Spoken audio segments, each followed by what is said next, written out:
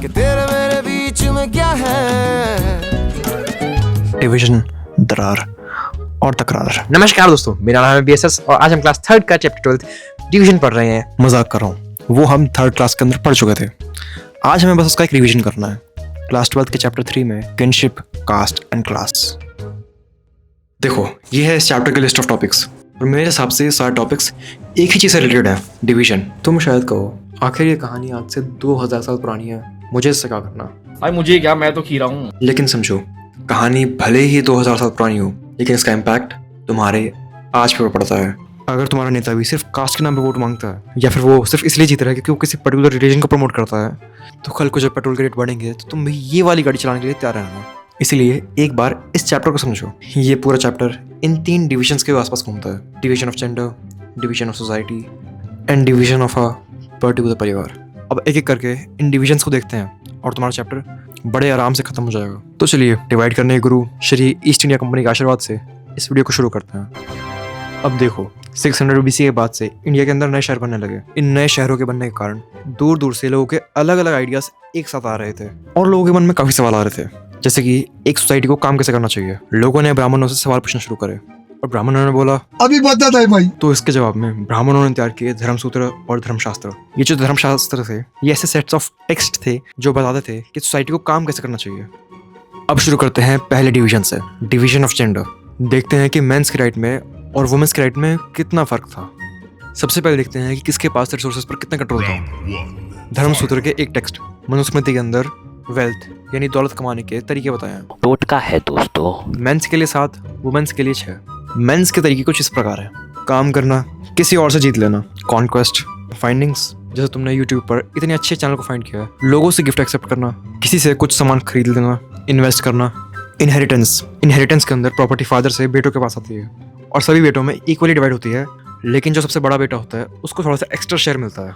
वहीं वुमेन्स के लिए 6 तरीके थे जो थोड़े से कैजुअल है। मम्मी से मिलने वाले गिफ्ट, पापा से मिलने वाले गिफ्ट, भाई से मिलने वाले गिफ्ट, पति से मिलने वाले गिफ्ट, विदाई में मिलने वाले गिफ्ट और शादी में मिलने वाले गिफ्ट।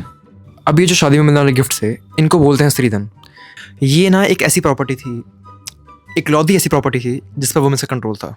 लेकिन अब बात आती है पावर कंट्रोल की, और उस टाइम पर वुमेन्स के पास पूरा कंट्रोल था। खाओ माँ कसम। नहीं, बिल्कुल रिसोर्सेज की तरह पावर यानी राज्य की जिम्मेदारी सिर्फ लोगों के पास थी। राज्य के अंदर राजा का बेटा ही राजा बनता था। अगर बेटा कैपेबल नहीं है या फिर बेटा ही नहीं है तो उसके किन्समैन राजा बनते थे। किन्समैन मतलब चाचा बुआ ताऊ के लड़के। इसे बोलते हैं पैट्रिलिनी, फादर से सन का ट्रांसफर होना। वहीं अगर ट्रांसफर ऑफ पावर मदर से डॉटर में हो तो उसे बोलेंगे मैट्रिलिनी। तो अगर तुम्हें अपना एम्पायर बहुत बड़ा करना है तो तुम्हें अच्छे रिलेशंस बनाने पड़ेंगे बाकी एम्पायर के साथ, और अच्छे रिलेशंस बनाने के कई लाइफ हैक्स थे। टोटका है दोस्तों। One of them was marriage. Manusmriti के अंदर मैरिज के रूल्स लिखे हुए थे, जैसे कि एक्सोगामी को आइडियल मानना। इसके अंदर तुम बाहर शादी करते हो। बाहर का मतलब किसी फॉरेन जगह पर डेस्टिनेशन वेडिंग नहीं है, बल्कि बाहर से यहाँ पे मतलब है अपने गोत्र से बाहर शादी करना। यू का होवे। ब्राह्मण्स ने बेसिकली लोगों को क्लासिफाई कर दिया, जैसे कि तुम इस गोत्र के हो, तुम इस गोत्र के हो, तुम इस गोत्र के हो, और इन गोत्र के नाम रखे गए वैदिक सीड्स पर। सीड्स का मतलब ऋषि मुनि। और मनुस्मृति के हिसाब से सेम गोत्र के लोगों को आपस में शादी नहीं करनी चाहिए। धर्मशास्त्र के हिसाब से वाइफ को अपने फादर का गोत्र छोड़ना होता है और अपने पति का गोत्र अडॉप्ट करना होता है। लेकिन सतवाना रूलर्स के अंदर ऐसे कई एग्जाम्पल है जो इस रूल को नहीं मानते थे। हम तो ऐसा ही हैं। एक्सोगैमी शादी का एक टाइप है। ऐसे और भी कई टाइप्स होते हैं, जैसे कि एंडोगैमी जिसके अंदर लोग अपने ग्रुप के अंदर शादी करते हैं, या फिर पॉलीगैमी जिसके अंदर एक ही इंसान मल्टीपल लोगों से शादी करता है। एग्जाम्पल महाराजा रणजीत सिंह या फिर द्रौपदी और पांडव।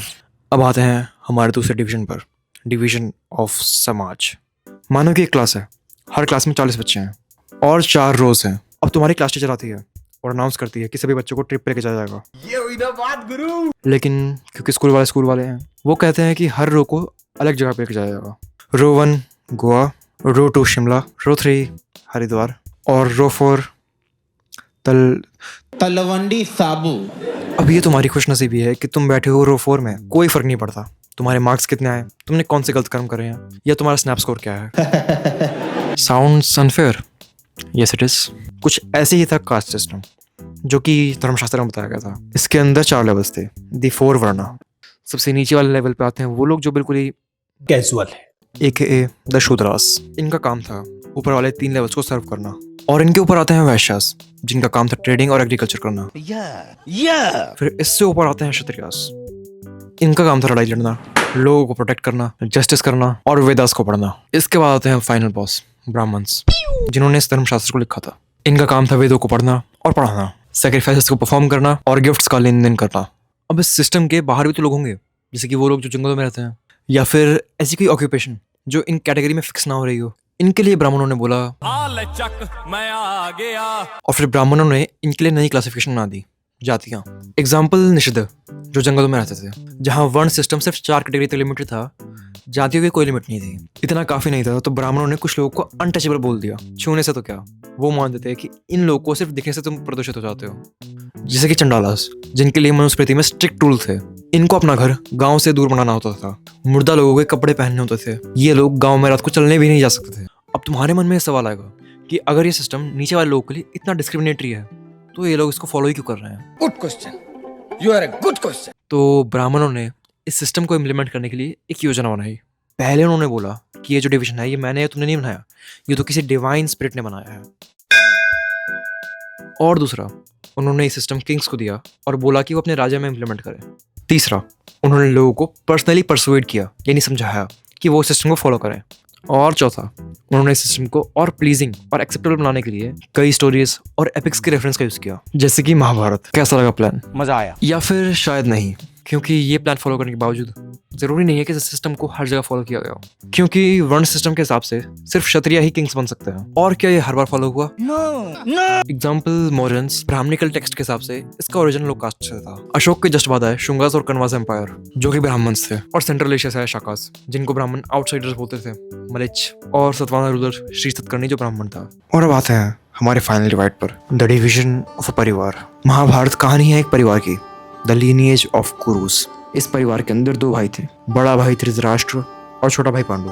अब क्योंकि धृतराष्ट्र बचपन से ब्लाइंड थे, तो राज्य को पांडु ने संभाला, लेकिन पांडु की जल्दी मृत्यु होने पर राज्य धृतराष्ट्र ने संभाला। धृतराष्ट्र के बेटों को बोला गया कौरव और पांडु के बेटों को बोला गया पांडव। अब धृतराष्ट्र के बाद राज्य किसके पास आएगा, इसके लिए लड़ाई होती है कौरव और पांडवों की। जो महाभारत पहले सिर्फ 10,000 वर्ड्स में थी, जिसके अंदर सिर्फ नरेशन यानी स्टोरी थी, लेकिन 200 से 400 BC के बीच में इसके अंदर डायडैक्टिक सेक्शन भी ऐड हुआ। डायडैक्टिक सेक्शन एक ऐसा सेक्शन होता है जिसके अंदर सोशल नॉर्म्स और मॉरल एथिक्स की बात होती है। भागवत गीता भी एक डायडैक्टिक सेक्शन है, और इस सेक्शन के ऐड होने के बाद महाभारत 1 लाख वर्ष लंबा हो गया। और जैसे जैसे स्टोरी और लोगों तक पहुंची तो इसके रीजनल वेरिएशंस बनने लगे, यानी कि जगह जगह पर महाभारत की स्टोरी में छोटे छोटे चेंजेस हो रखे थे। और फिर 1919 में आए VS सुबथांकर, जिन्होंने ऐसी 1260 मैगजीन्स को उठाया और इनके अंदर के रीजनल वेरिएशंस को माइंड में रखते हुए बनाया महाभारत का एक क्रिटिकल एडिशन, जो कि 13,000 पेजेस इतना बड़ा था। और इस क्रिटिकल एडिशन को बनाने में लगे 47 साल। और फाइनली इसी महाभारत के एडिशन पे बेस्ड हमें मिली हमारी आइकॉनिक सीरीज।